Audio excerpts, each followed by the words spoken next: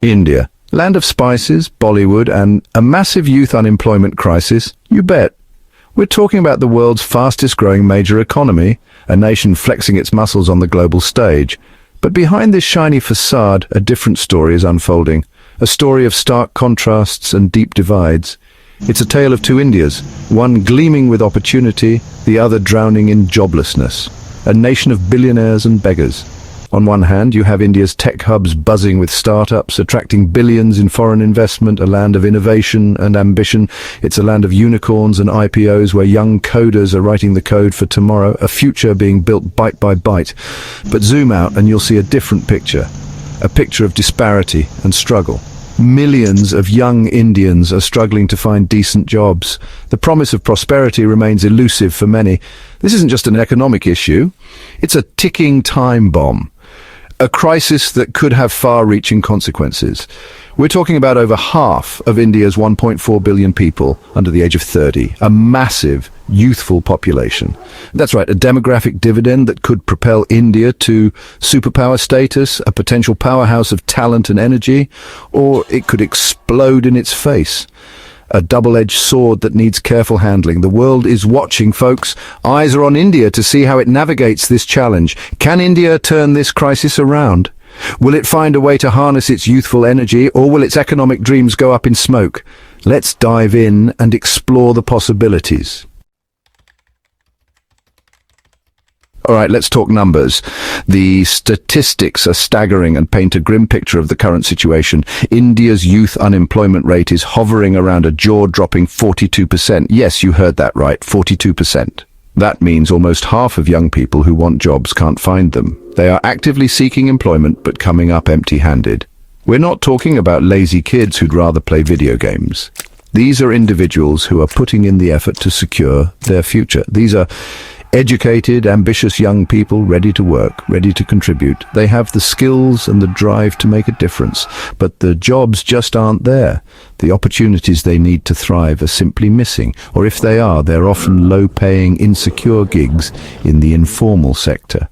These jobs lack stability and long-term prospects. Think street vendors, construction workers, the works. These are roles that don't offer much in terms of career growth. No benefits, no security, no future. It's a tough reality for many. These are the kind of jobs that keep you trapped in a cycle of poverty, not the kind that build a nation. And it gets worse. The lack of opportunities is stifling potential. Remember that 90% of India's workforce is stuck in this informal sector. That's right, 90%. This is a systemic issue. So even if you're lucky enough to land a formal sector job, chances are you know someone struggling in the informal economy. It's a widespread problem. These numbers paint a bleak picture, my friends. The situation is dire and needs urgent attention. This isn't just an economic statistic, it's a human tragedy. Real lives are being affected every single day. There are lots of young Indian boys who are graduates, bright, hard-working, and stuck delivering food on their scooters. You see, they spent over a decade searching for a decent job. They went to college, got their degree, did everything right.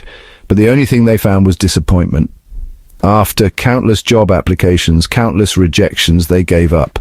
Now they're stuck in the gig economy, working long hours for little pay, no benefits, and a constant fear of getting deactivated from the app.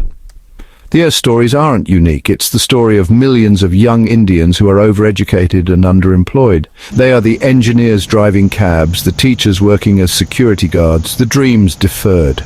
Their stories are a stark reminder that behind the statistics, there are real people with real lives being crushed by this crisis. So, what's going on here? Why is India, a country brimming with young talent, failing to create enough jobs? Well, one word: disconnect.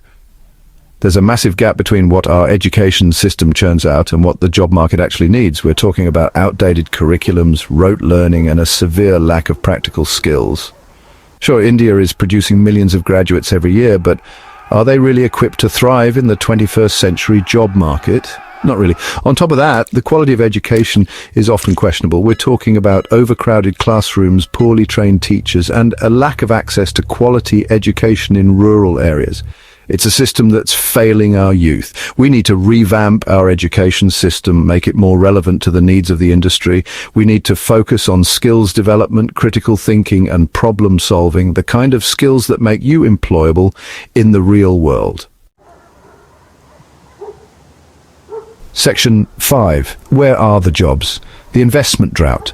Now, let's talk about the elephant in the room, the lack of jobs. India's private sector, the supposed engine of job creation, is sputtering. We're not seeing enough investment, not seeing enough new businesses being created, and not seeing enough formal sector jobs being added. Why? Well, it's complicated. We're talking about bureaucratic hurdles, red tape, and a lack of access to capital, especially for small and medium enterprises.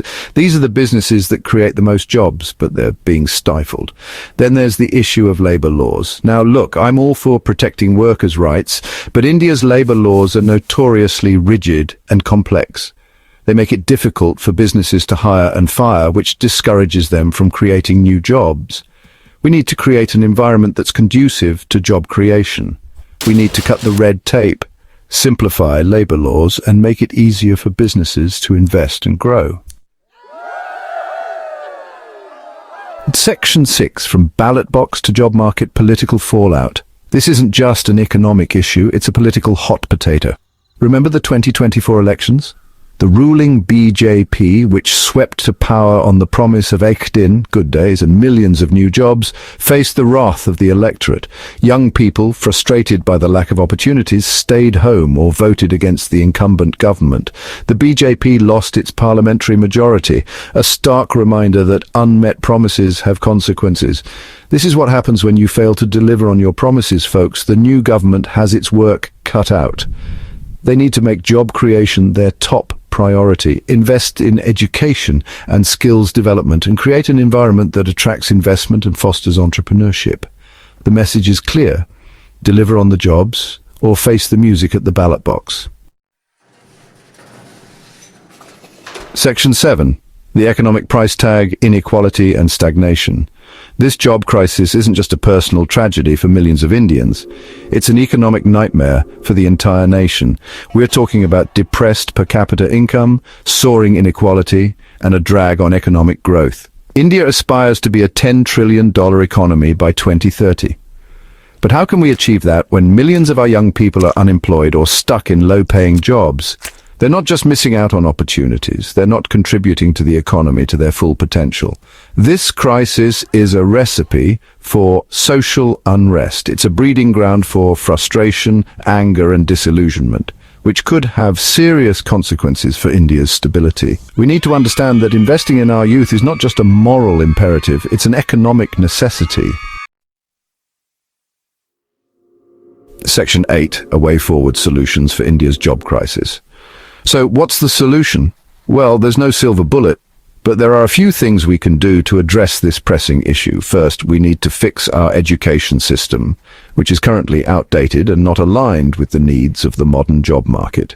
We need to move away from rote learning and focus on skills development, critical thinking, and problem solving.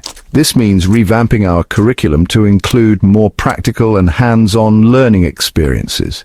We need to equip our youth with the skills they need to thrive in the 21st century job market, such as digital literacy, coding, and other technical skills. Second, we need to create an environment that's conducive to job creation by fostering a business-friendly atmosphere. That means cutting red tape, simplifying labor laws, and making it easier for businesses to invest and grow. We need to streamline processes and reduce bureaucratic hurdles. Third, we need to invest in sectors that have the potential to create large-scale employment, such as manufacturing, infrastructure, and tourism. These sectors can absorb a large number of workers and provide stable jobs. We need to make India a global manufacturing hub, attract foreign investment, and create millions of new jobs. This will require policy support and incentives for both domestic and international investors. Fourth, we need to empower women and ensure their participation in the workforce. India has one of the lowest female labor force participation rates in the world. This is a huge untapped resource that can significantly boost our economy. We need to break down the barriers that prevent women from entering the workforce and unleash their economic potential. This includes providing safe working environments and flexible work options. Fifth, we need to promote entrepreneurship and innovation. We need to create an ecosystem that supports young entrepreneurs, provides them with access to capital and mentorship, and encourages them to take risks and create new businesses. By fostering a culture of innovation, we can drive economic growth and job creation. Section 9. Time to act. India's future hangs in the balance. India's youth unemployment crisis is a complex problem with no easy solutions. But one thing's for sure, we can't afford to ignore it. The future of India, its economic prosperity, its social stability, and its global standing all depend on our ability to solve this crisis. We need to act now, act decisively, and act together. This isn't just a job for the government, it's a challenge for all of us. We need to come together, businesses, educators, policymakers, and citizens, to find solutions and create a brighter future for India's youth. The time to act is now. Our future depends on it. So hit that subscribe button, ring the bell for notifications, and let's turn the page on a new adventure together. Get ready to experience books like never before, only on VBook 360. Like, comment, and share to support the channel and keep the video magic alive. Thank you for stopping by. And remember, every video has a story, and every story deserves to be shared. See you in the next video.